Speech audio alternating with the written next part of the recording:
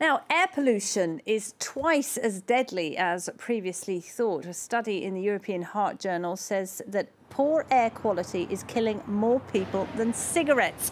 A staggering 8.8 million people die each year worldwide because of pollution and environmental damage, including tens of thousands of people right here in France. Well, for more on that, I'm joined by Richard Fuller. He's the president of the Pure Earth organisation. Thank you for being with us on France 24 tonight. Now, we hear so much talk and we see so much action when it comes to trying to do something about climate change, tackling climate change. Why isn't curbing pollution, which is killing so many people right now, more of a priority for governments? Well, that's the big question. We really don't know why this hasn't become much more of a priority. It is now the largest cause of death on the planet. This new piece of research shows it's much larger than we had even thought before. And yet, in our development assistance models, there is very little attention to helping countries that are most affected to deal with pollution. And what is the source of the worst pollution? Is it industry or is it vehicles, or where is it coming from?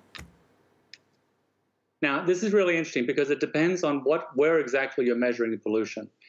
For pollution that's in Europe, most of it's in Eastern Europe, and one of the largest sources of it now is crop burning. Burning of the residue once they've gone out and cut down wheat and left the stubble behind, that gets burnt to clear the fields, and the smoke from that ends up drifting all through Europe. Most of this happens in the Ukraine, and in March and April, almost the entire of the Ukraine is on fire from satellite pictures, and there's a large waft of smoke. If the winds happen to be going in the right direction, will waft into Western Europe and affect everyone. So that's one of the larger sources that's unaddressed.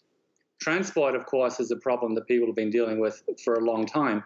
But I think we need to focus on some of these other issues that are out there now as well. And what exactly is being done about it? Well, nothing in the Ukraine.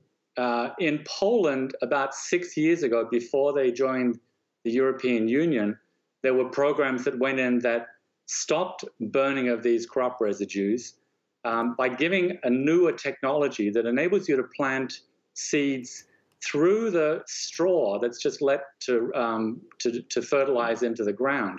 And this newer technology costs a little bit, but it actually improves yields, and it doesn't also destroy the soil, because when you burn the straw on top of the soil, you actually heat up all that lovely, rich humus that is the energy, if you like, the lifeblood of soil, and you slowly kill it off after burn after burn.